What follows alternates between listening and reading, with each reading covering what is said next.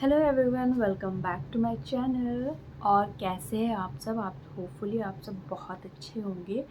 तो आज मैं कोई भी रेगुलर व्लॉग नहीं लेके आई हूँ। आज कुछ इम्पॉर्टेंट एंड बहुत ही लाइफ अपडेट्स के ऊपर है, जो मैंने अपने व्लॉग्स में भी शेयर किए हैं रिगार्डिंग प्रेगनेंसी एंड जो कॉम्प्लिकेशंस हुए हैं, तो उसके बारे में मैं कुछ इम्पॉर्टेंट डिटेल्स देने आई हूँ, जो कि मे बी आप में से बहुत सारे लोगों के लिए ये हेल्पफुल हो सकता है।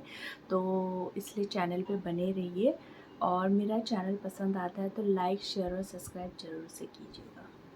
स्टार्ट मैं करती हूँ कि अभी मैं अपने सेकेंड ट्राइमेस्टर में हूँ, जो कि बहुत जल्द ख़त्म भी होने वाला है। थर्ड ट्राइमेस्टर में जाने वाली हूँ। ऑलमोस्ट 1 मंथ या उससे ज़्यादा आप सोच सकते हैं।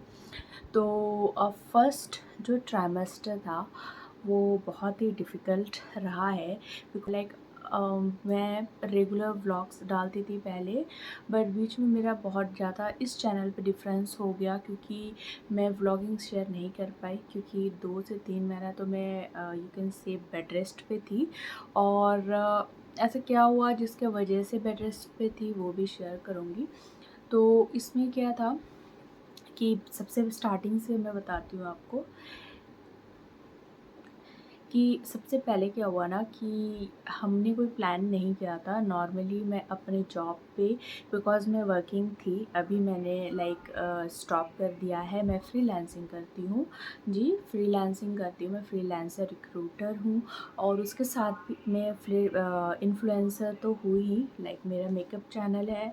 मैं ये बोलूँगी कि प्रेगनेंसी कॉम्प्लिकेशंस की वजह से मेरे साथ ऐसा हुआ कि मुझे जॉब अपॉर्चुनिटीज़ आ रही थी, बिकॉज़ मैं उस फेज़ में जॉब सर्च कर रही थी। जॉब मैंने इंटरव्यूज़ दिए थे, और मुझे बहुत अच्छी कंपनी से 3 ऑफ़र्स आ चुके थे। इन हैंड मेरे पास था, बट एज़ आपको पता है कि अभी रिमोट वर्क जो है, मतलब वर्क फ्रॉम होम, मोस्टली सारे एमएनसी कंपनीज़ में अब हाइब्रिड मॉडल कर रखे हैं। या तो आप पुराने एम्प्लॉयज़ होते हो तो ही आपको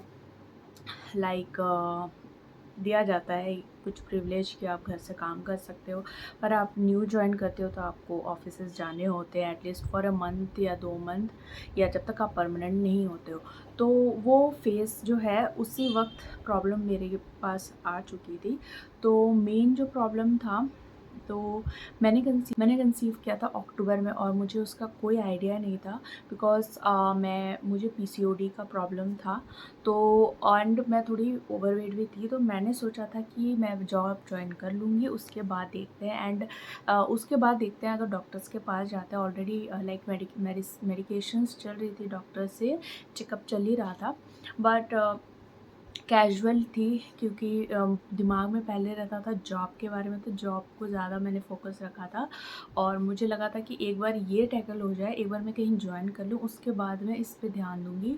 बट बाय गॉड ग्रेस, जो है पीसीओडी की जो मेरी ट्रीटमेंट चल रही थी, वो मैंने गुड़गांव में ही लिया है। बहुत अच्छी डॉक्टर है, मैं रिवील नहीं करूँगी नेम, क्योंकि सम प्राइवेसी की वजह से। एंड वो बहुत मतलब मैं बोलूँ कि बहुत अच्छा ट्रीटमेंट था उनका। एंड मैंने बहुत सारे यूट्यूब का जो चैनल्स है, वो उसमें देखती थी, तो वो कहते थे कि ये जो आप एलोपैथी मेडिसिन्स लेते हो पीसीओडी के लिए, तो वो वर्क नहीं करता है। जैसे कि आपको 3 मंथ्स का देते हैं वो मेडिसिन्स, आपके कंडीशंस के हिसाब से।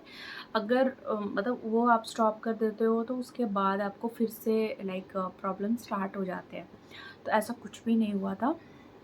मैंने 3 मंथ्स मेरे जस्ट कंप्लीट ही हुए थे। तो उसके बाद क्या हुआ कि 3 मंथ्स के बाद डॉक्टर ने बोला था कि आप ये मेडिसिन्स लो, जो भी उन्होंने दिया था, and to reduce some weight, मतलब 10%, जितना आपका वेट है उसका एटलीस्ट 10%, या तो 5 से 10 किलो अगर घटाते हो, तो जो हॉर्मोन्स इम्बैलेंस होते हैं वो बैलेंस हो जाते हैं। तो उसके बाद हम नेक्स्ट प्रोसीजर करवा सकते हैं। तो उसके बाद तो जुलाई में मैं विज़िट की थी डॉक्टर के पास जाके, कि हाँ हमें, क्योंकि ऑलरेडी मैरिज के 2 इयर्स एंड अबव हो गए थे, तो एज़ फैमिली प्रेशर होता है कि नहीं, you should start family and all. तो एक था कि चलो ठीक है, जाते हैं डॉक्टर के पास, दिखा के आते हैं। तो तब डिटेक्ट हुआ था पीसीओडी। तो उसके बाद मेडिसिन मैंने लिए नॉर्मल 3 महीने लिए। और मैं ये बोलूँगी कि मैंने कोई डाइट इतना फॉलो नहीं किया था उस वक्त। कुछ टाइम के लिए मैंने इंटरमीडिएट फास्टिंग किया था, उससे थोड़ा वेट लूज़ हुआ था। बट उसमें ये होता है ना कि अगर आप बाद में थोड़ा सा भी, जैसे अगर आपका एक वीक में 1-2 किलो घटता है, अगर आप बाद में थोड़ा सा भी ऑयली फूड थोड़ा भी खा लो या नॉर्मल फूड हैबिट्स में भी आते हो, तो आपका जो वेट है ना धीरे धीरे वो बैक टू उसी में आ जाता है। तो मेरा वेट लॉस हुआ था। बट जैसे ही मैंने वो एक्सरसाइजेस छोड़ दिए या इंटरमीडिएट फास्टिंग छोड़ दिया, तो जो है थोड़ा वेट जितना घटाया था उतना वेट वापस आ चुका था। तो उसके बाद जो है फिर जो डॉक्टर ने बोला 3 महीने के बाद ही आप आओ, एंड तब आपका वेट थोड़ा रिड्यूस हो जाना चाहिए। बहुत स्ट्रिक्टली बोला था, डाइट भी फॉलो करने के लिए बोला था, चीनी वगैरह एंड ऑल। तो मैंने एक चीज़ कम की थी उस वक्त, मुझे मीठे का खाने का शौक़ नहीं था। बट स्वीट्स में मुझे इतना शौक़ नहीं था उतना भी खाने का। बट मुझे शौक़ होता था चाय पीने का। तो वो मैंने रिड्यूस किया था। लाइक मैंने सोचा था कि मैं हर एवरी डे, जुलाई में था तो जुलाई, अगस्त, सितंबर, ठीक है, सितंबर ख़त्म होने के बाद अक्टूबर में मुझे जाना था। तो लाइक मेरे हस्बैंड ने बोला कि चलो हम विज़िट करते हैं। पर मुझे थोड़ा डर लग रहा था क्योंकि मैं उस वक्त मेरा रिड्यूस जितना हुआ था उतना फिर मतलब 2 किलो डाउन हो चुका था।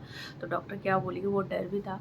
तो उस वक्त क्या हुआ, 3 मंथ्स तो जो भी इन्होंने मेडिसिन दिए थे, एक था पीसीओडी का जो था, और एक था लाइक जो आपकी एक रेगुलर मेंसेस के लिए होता था। वो 3 मंथ्स का कोर्स था।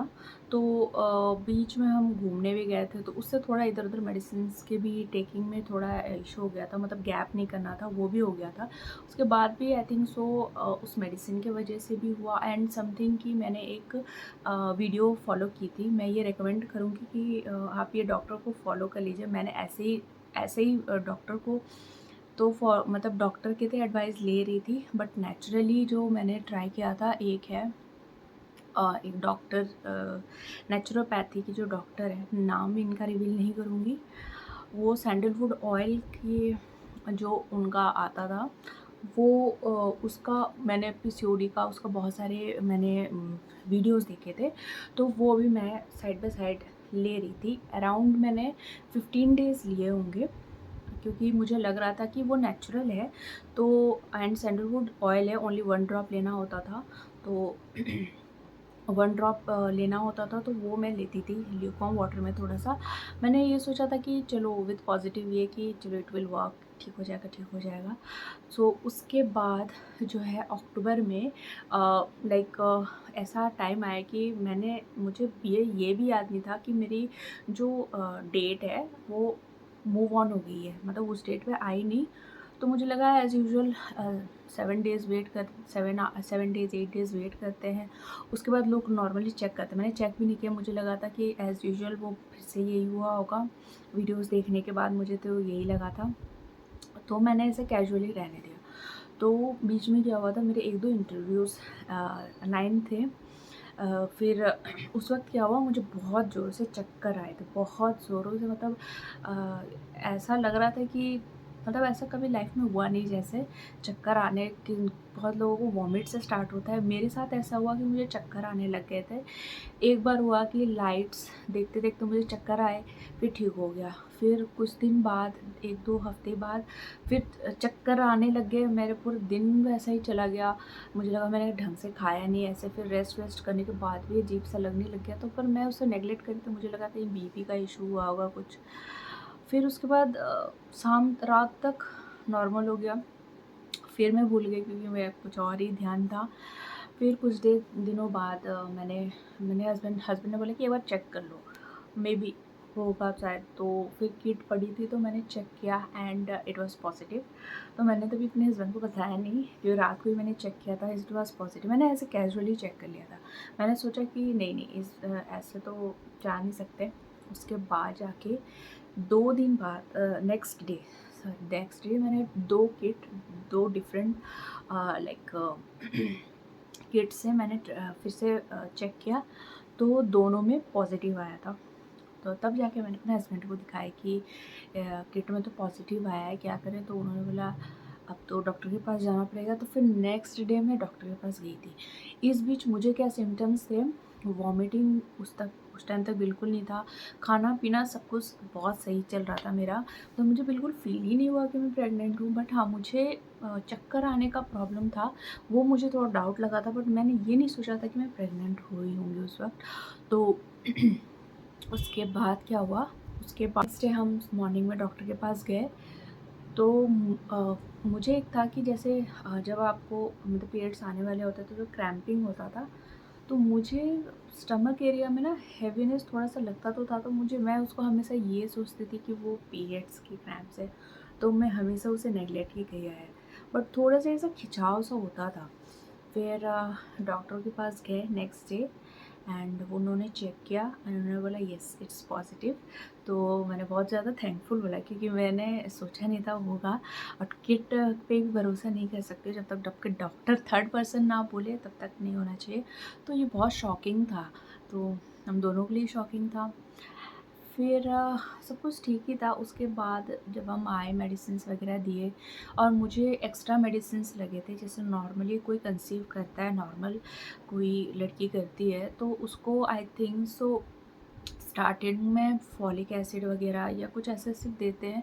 मुझे सिर्फ फॉलिक एसिड ही नहीं, मुझे उसके साथ एक लाइक सपोर्टिव, प्रेगनेंसी सपोर्टिव के 2 दवाई लगे थे। एक सस्टेन का था और एक ड्रैगोना था, जो कि उन्होंने बोला था कि एज़ आपका मतलब पीसीओडी हिस्ट्री है, तो ये आपके सपोर्ट के लिए लेना होगा, क्योंकि क्योंकि इसमें हार्मोन डिसबैलेंस होते हैं और ऐसे। फिर उसके बाद कुछ टाइम के बाद मैंने मतलब जैसे ही हम घर आए तो 1-2 दिन बाद क्या हुआ, मुझे बहुत लोअर एब्डोमेन में खिंचाव सा होने लग गया एंड मुझे थोड़ी सी लगा था कि स्पॉटिंग है उस टाइम। तो मुझे फिर डर सा लग गया कि क्या करूँ मैं, कि ये क्या हो गया। फिर हमने डॉक्टर को दिखाया तो एवरीथिंग वाज गुड, बट थोड़ा सा उन्होंने बोला कि नहीं अभी थोड़ा सा आपको रेस्ट लेना पड़ेगा, क्योंकि ऐसे क्रैम्पिंग तो अभी इतनी नहीं होनी चाहिए। एंड वो बहुत डिफ़िकल्ट टाइम था। रेस्ट लो मतलब कंप्लीट बेड रेस्ट लो वैसे। तो फिर मुझे इंजेक्शंस लगते थे सस्टेन का।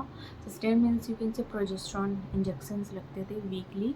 तो उन्होंने बोला ये लगेगा आपका, आई डोंट नो कब तक लगेगा, वो मतलब एवरी 4 वीक्स करके देखते थे। एंड हर वीक नॉर्मली 2 हफ्ते 2 मंथ्स, मतलब पहला महीने तो पता ही नहीं चला उतना। सेकंड जब मुझे पता चला 5th वीक में पता चला था। तो हर वीक वो बुला के चेक करते थे कि सब कुछ नॉर्मल है, बच्चा अच्छे से ग्रो हो रहा है एंड ऑल। तो पहले 2 वीक तो हार्ट बीट नहीं आई थी, फिर 8th वीक में हार्ट बीट आई। तो उन्होंने बोला ये सभी आपकी हार्ट बीट आ चुकी है, बट फिर भी आपको लाइक सावधान रहना पड़ेगा एंड ऑल। तो अब नॉर्मल बेड रेस्ट कर रही थी मैं, बिल्कुल बेड रेस्ट पे स्ट्रेट सोना, उठना नहीं, कोई झुकना काम नहीं। बिकॉज उस वक्त ऐसा होता था कि लेफ़्ट साइड हो गया, लेफ़्ट साइड में इतनी हैवीनेस होती थी कि बैठा भी नहीं जाता था, उठा भी नहीं जाता था। अभी अभी तो इतना फील नहीं होता है कुछ ऐसा, बट उस टाइम बिल्कुल अजीब सा था। एंड वॉमिटिंग वगैरह मेरे को कोई इशू ही नहीं था, मुझे बिल्कुल लग ही नहीं रहा था कि कुछ प्रॉब्लम है। बट खाने पीने भी उन्होंने स्पेसिफिकली बोला कि देखो आप ऐसे ही ओवरवेट हो, तो आपको अभी खाना पीना बिल्कुल नॉर्मल रखना है। तेल तो भूल जाइए, बाहर का खाना भी भूल जाइए, बिल्कुल नॉर्मल नॉर्मल रोटी चावल दाल रोटी ये सब खाओ। तो 3rd मंथ तक तो ऐसा ही चला मेरा। फिर जब मेरा एंटी स्कैन हुआ तो मतलब 3rd मंथ तक मैंने ऐसे बेड रेस्ट पे ही चला गया। हर 15 डेज़ में या एक हफ्ते में या कभी कुछ ज़्यादा ही मुझे अजीब सा लगता था तब मैं जाती थी। तो उसके बाद जाके जब मेरा 3rd मंथ एंड हो रहा था तब जाके मुझे वॉमिटिंग स्टार्ट हुई। मुझे नहीं पता कैसे 3rd मंथ में वो स्टार्ट हुआ। तब मैंने डॉक्टर को बोला कि नहीं नौसिया फील होता है मुझे, अजीब अजीब सा। फिर मुझे दाल से थोड़ा सा प्रॉब्लम होने लग गया था। दाल में प्रॉब्लम हुआ था। फिर कोई भी बॉइल्ड चीज़ें, जैसे दाल में अगर मैंने पालक बॉयल किया है या मैंने ब्रोकली बॉयल की है उस पर, जैसे राइस पे हम डालते हैं कभी कभी मिक्स करके, तो वो सेंट मुझे नहीं होता था लेने का। तो उस टाइम पता अभी तो कम होना चाहिए, बढ़ गया है, अब मुझे भी नहीं पता। फिर 4th मंथ के स्टार्टिंग 1-2 वीक तक ये था। तो फिर उन्होंने बोला कि ये गैस की वजह से, पर मुझे उस वक्त जो है इकोस्पिन जो एक आता है ब्लड थिनर, वो फर्स्ट स्टार्टिंग में लग था, बट जब कॉम्प्लिकेशन थोड़ी थी तब वो मतलब उन्होंने हटा दिया था कि नहीं अभी मत लो ये। फिर मुझे लाइक 5th मंथ से मुझे लगा है। फिर 4th मंथ भी उन्होंने देखा कि it is everything is normal. तो फिर स्कैन्स हुए, एंटी स्कैन के बाद डायरेक्ट फिर मंथली मंथली में जा रही थी विज़िट। तो 5th मंथ से मेरा जो है लाइक वो इंजेक्शंस जो है वो भी लाइक बाय थैंक गॉड सब इंजेक्शन अब नहीं लगते हैं एंड एवरीथिंग इज़ नॉर्मल। और वो इकोस्प्रिन का जो मेडिसिन है वो भी सही चला। तो इट वाज ये जो एक्सपीरियंस है ये इतना इजी नहीं है, बहुत सारे लोगों को होता है।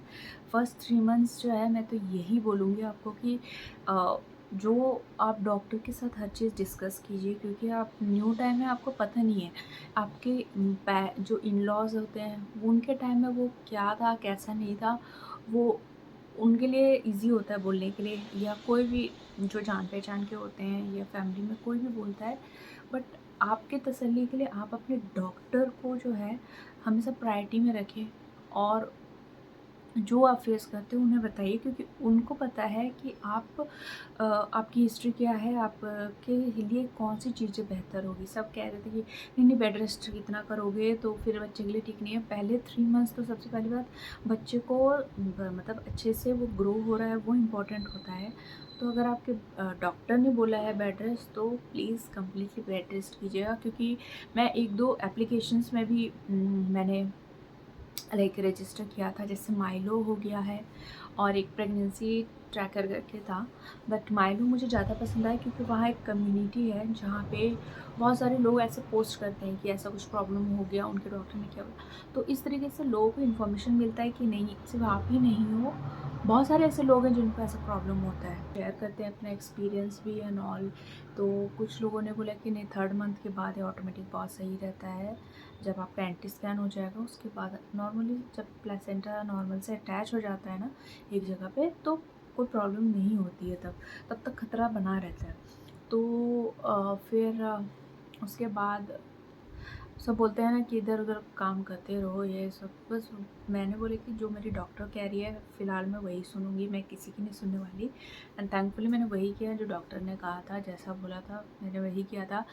और उसी बीच यही हुआ कि मुझे जब जॉब के मैं इंटरव्यूज़ तभी बीच बीच में दे रही थी उठ के। सो मतलब हॉस्पिटल से आओ, थोड़ा रेस्ट कर रहे हो, फिर आपके शाम के 5-6 बजे इंटरव्यूज़ होते हैं, बहुत एक्टिक होता है। बट मैंने देती रही कि चलो देखते हैं क्या है।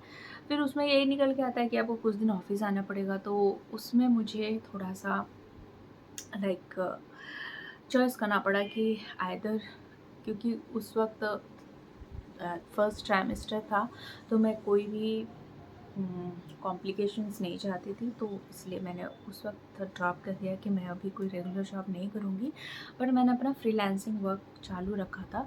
तो फ्रीलांसिंग रिक्रूटमेंट इंटरनेशनल रिक्रूटमेंट का मैं करती थी, और मेरे पास 1-2 क्लाइंट्स हैं, एक इंडियन, और अभी के लिए मैंने एक इंडियन और एक इंटरनेशनल क्लाइंट पकड़ा है।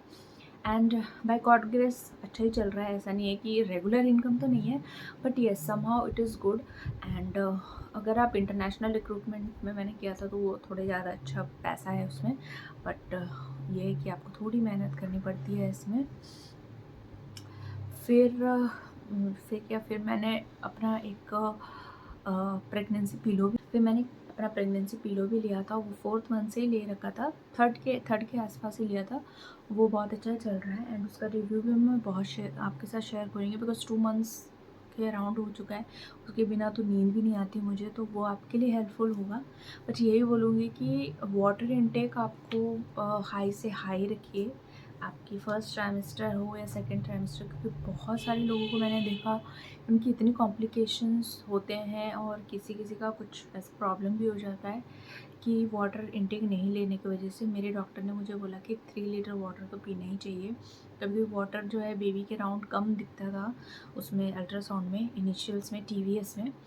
तो वो पहले से ही बोलती थी कि वाटर इनटेक रखो, फिर मैंने रेगुलर कोकोनट वाटर वगैरह सब पिया, वाटर नॉर्मल इनटेक बहुत रखा, मतलब मन तो नहीं करता था बिकॉज विंटर्स थे, विंटर्स में ऐसे पीने का मन नहीं करता है, बट उसको कंटिन्यूस रखा तो इट वाज ग्रोइंग और वो लेवल ठीक हो गया कि मेरे लेवल 2 अल्ट्रासाउंड में एवरीथिंग वाज नॉर्मल। तो आई एम वेरी हैप्पी, अभी मैं टेंशन फ्री ही हूँ। बट यही बोलूँगी कि अगर आप भी ऐसे कुछ भी कॉम्प्लिकेशंस होता है, क्योंकि वी डोंट नो, हमें पता नहीं रहता है, तो आप उस चीज़ का ध्यान रखें। और कुछ भी प्रॉब्लम होती है, first consult your doctor. And बीच में जैसे बुखार आ जाता है, मुझे बुखार आया था, खांसी वासी, तो उसमें मेडिसिन जो है आप हमेशा अपने लाइक डॉक्टर को का नंबर रखो, आप रिपोर्ट शेयर करो, उनसे फ़ोन करो। अगर आप नहीं जा पाए जो है, आप 3rd मंथ के बाद स्टार्ट भी कर दो, क्योंकि मेरा थोड़ा सा ये प्रॉब्लम हो गया था, प्रोटीन इंटेक मेरा कम हो गया था, खाना तो सही से खा रही थी, बट ये था कि 4th मंथ में मेरा वॉमिटिंग में थोड़ा बहुत चला गया, 15-20 डेज़ चला गया, तो 1-2 वीक का थोड़ा सा ना गैप आ जाता है ग्रोथ में, तो उसको लेवल अप करने के लिए फिर से मुझे प्रोटीन स्टार्ट करना पड़ा। And I have to eat lots of like non veg जो मैंने छोड़ रखा था, मैंने सोचा था अच्छा वो छोड़ दिया, बट फिर से मुझे खाना पड़ रहा है, चिकन वगैरह, एग्स एंड दाल पनीर, ये सब कुछ मुझे इंक्लूड करना पड़ रहा है, तो वो मैं वीकली में हर दिन खाती हूँ। था अभी तक का मेरा एक्सपीरियंस। अगर आपके कोई क्वेश्चंस होंगे तो मैं ज़रूर हेल्प आउट करना चाहूँगी आपको।